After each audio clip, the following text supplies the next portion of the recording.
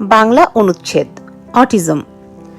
Autism বা autism spectrum disorder হলো একটি স্নায়বিক বিকাশজনিত অবস্থা যা একজন মানুষের যোগাযোগের দক্ষতা, অন্যদের সঙ্গে সামাজিক সম্পর্ক গড়ে তোলা এবং আচরণকে প্রভাবিত করে। অটিজম কোনো রোগ নয় এবং এটি সংক্রামকও নয়।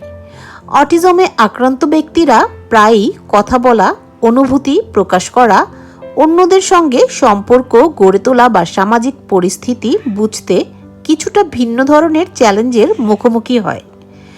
অনেকের মধ্যে একই কাজ বারবার করার প্রবণতা, নির্দিষ্ট বিষয়ে গভীর আগ্রহ বা সংবেদনশীলতা দেখা যেতে পারে। তবে প্রতিটি অটিস্টিক ব্যক্তির বৈশিষ্ট্য ও সক্ষমতা আলাদা। উপযুক্ত শিক্ষা, প্রশিক্ষণ, থেরাপি এবং পারিবারিক সহায়তার মাধ্যমে তারা তাদের দক্ষতা বিকাশ করতে পারে এবং সমাজে গুরুত্বপূর্ণ অবদান রাখতে সক্ষম হয়।